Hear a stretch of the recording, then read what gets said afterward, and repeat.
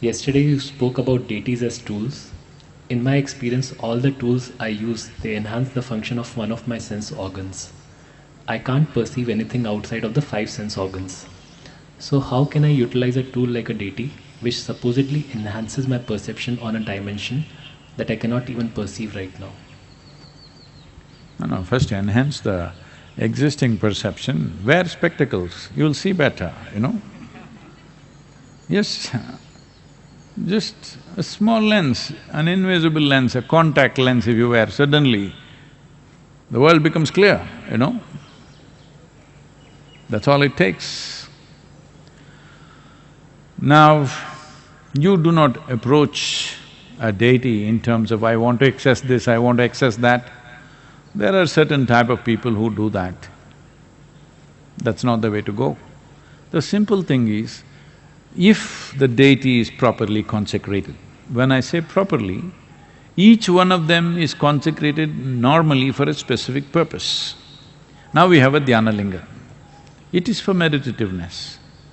You don't cry there, go there and cry, dhyana linga, my financial situation not working out, please.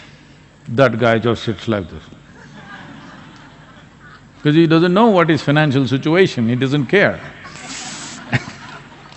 Because he doesn't eat, he doesn't do anything, what does financial situation mean to him? Then you go to Devi, you know. There you can cry, because she needs these things, she understands that part. Like this, different things are made for different purposes. All that might have gotten gobbled in the culture today, people think temple is a temple, it's not like that. Well, I've been trying to explain this about certain temples about which there are controversies. Some of the men here are protesting, why can't we be Devi, you know, Vairaganas? Only why women are in charge of the temple? Why is it only their privilege? Gender discrimination. That's how it is, because she's consecrated that way. It needs women, she needs women around her. She needs that, and that's the way it is done, for a specific purpose. So, if it is well consecrated for a specific purpose, consecrations are of different kinds. There are some consecrations which just reverberate. They have no discrimination. Like, well, you have these lingas in the Surya Kund, they have no discrimination, they just reverberate. They've been set up for a masculine energy, they simply reverberate. Whoever comes, they don't know. Even if you put a buffalo into the pond, they won't know, they will do the same thing, because they just… it's like light. Light is on, you can read, you can write, you can see, you can do whatever the hell you want. It doesn't care, it just puts out light, that's all. So, they are that type of consecration where there is no discrimination or any kind of discernment in that. But dhyana linga, Devi, these are made differently where there is a discernment. It's not that if I say this, this could be taken literally. If you enter the temple, the deity knows who you are. Who you are means not your name, your father's name, we don't care. Even I have not asked what's your father's name. When I wanted to marry my wife, I didn't ask her, what is your father's name? My father was shocked that you don't know her father's name and you're marrying this girl. I said, I'm just marrying the girl. So, there are certain people who wants to know father's name, how much wealth he has, what is his financial status and social status, because they're marrying something else. So, this aspect of the deity able to recognize you has been done in many ways. This is done in a very refined, sophisticated way so that it recognizes anybody based on how their energy situations are, where the status of life is right now, what level of evolution, how it is, in that sense. But there are other deities which is very common in southern India, which is probably these days lost in north, is we have Kula Devatas or Kula Daivams. That means a particular deity created for a particular Kula. Kula means a smaller segment of a caste. So here the genetic map of this Kula is kept and the deity is consecrated to serve only that type of genetics. This is why this fight in the villages, any inter-Kula marriage or inter-caste marriage means why they're struggling is, then you won't have a god of your own. You will become outcast. Well, that's taken on a social dimension and an ugly forms, that's a different matter.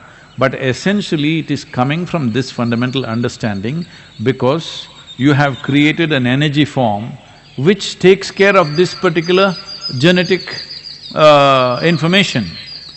If somebody who doesn't belong to that comes, it won't respond. So these things were done in a very scientific way for different purposes. There are many fantastic processes even today, but mostly lost. So it is better to create universal things which are not based on genetics, but based on the evolution of one's energy. That is what we are doing. That is why these new temples, which will not recognize you by genetics, it will not recognize you by your parentage, but will recognize you for what you are right now. So, both these things were done right from ancient times, but most of the temples were done for genetic material because that is what people would fund.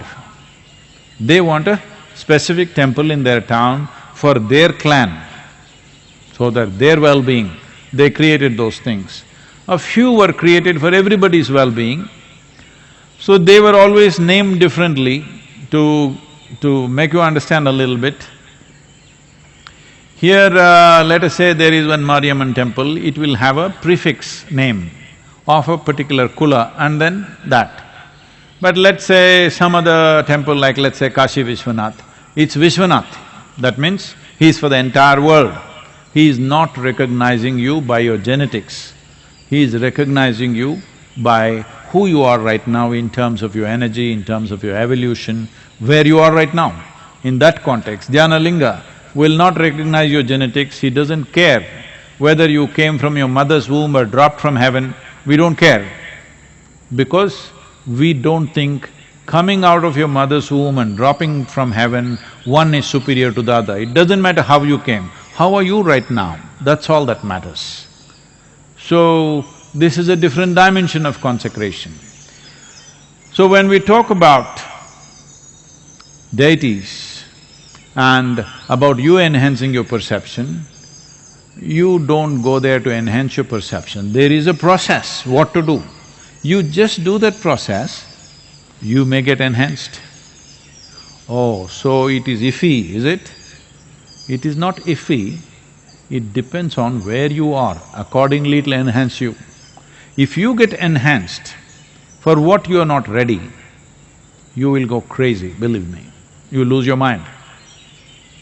If you saw the things that I saw when I was very young, I'm telling you, you would have lost your mind, many of you.